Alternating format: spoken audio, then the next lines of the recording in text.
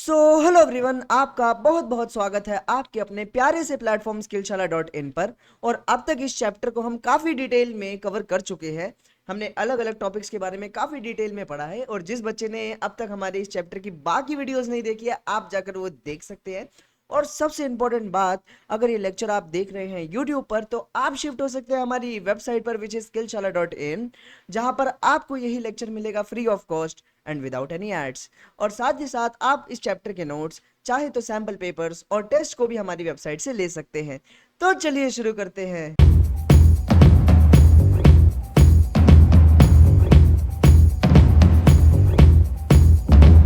तो यार, आज का लेक्चर हमारा पूरा का पूरा बेस्ड है पार्टनरशिप डीड के ऊपर।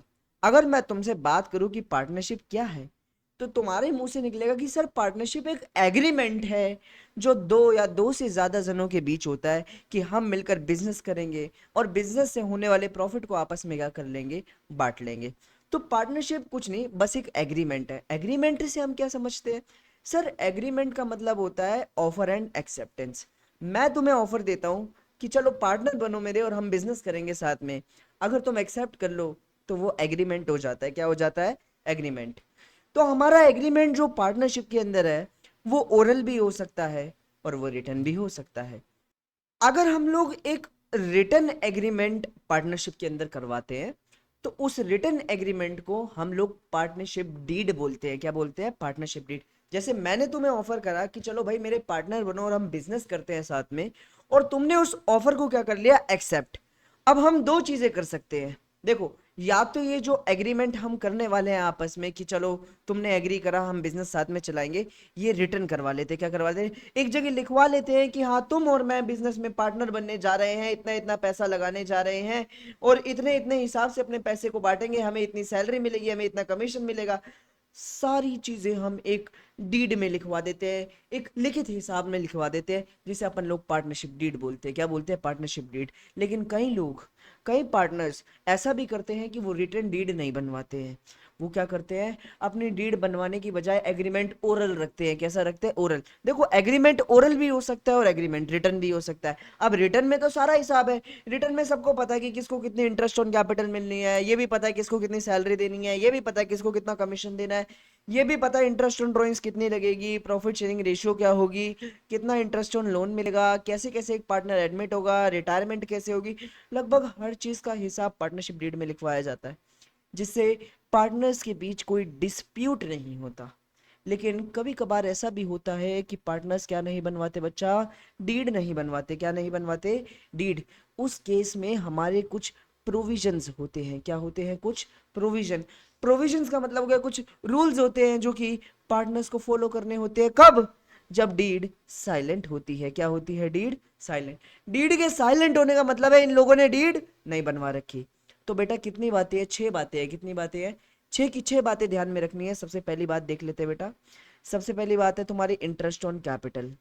इंटरेस्ट ऑन कैपिटल की बात करें, अगर डीड नहीं बना रखी तो बेटा आपकी लगाई हुई कैपिटल पर कोई भी इंटरेस्ट नहीं मिलेगा। चाहे जितना मर्जी पैसा लगा लो, इंटरेस्ट ऑन कैपिटल नहीं मिलेगा।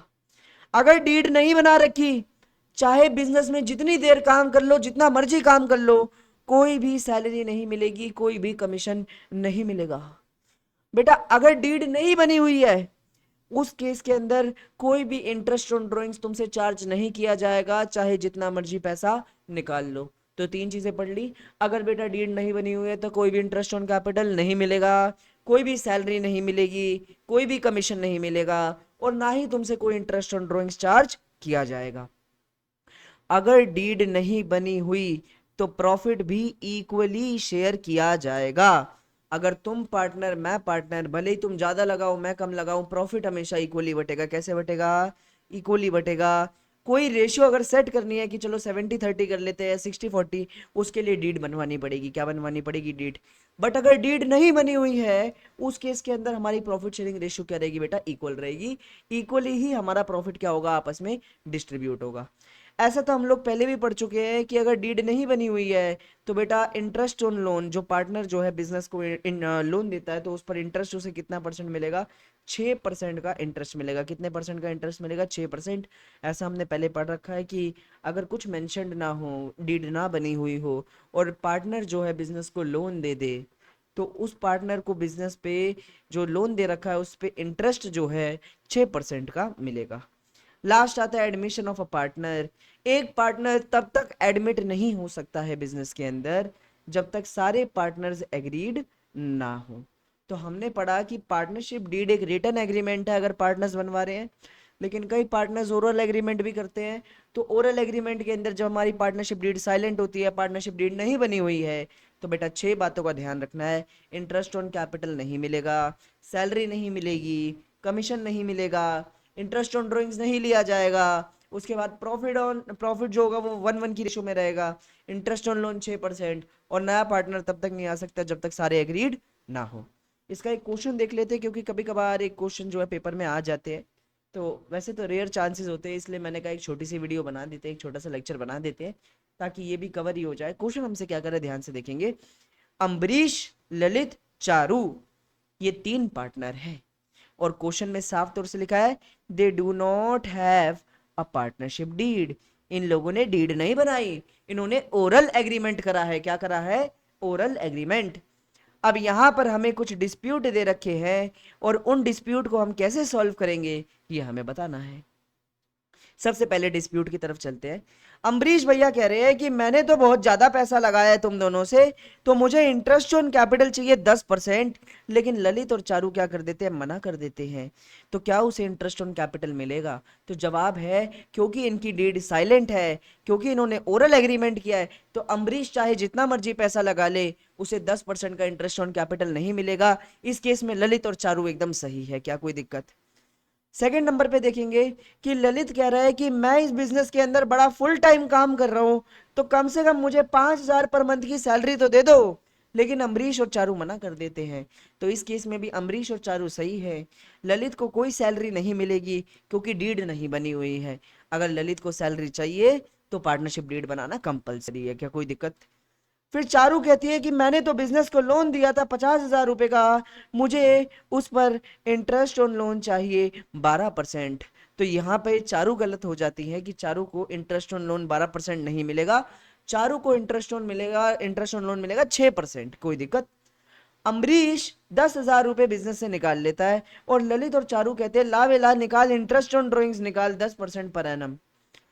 पर वो 10% पर एनम की इंटरेस्ट ऑन ड्रॉइंग्स क्यों देगा, हमने ऐसा पढ़ा है कि कभी भी डीड साइलेंट होती है तो कोई भी इंटरेस्ट ऑन ड्रॉइंग्स चार्ज नहीं किया जाएगा।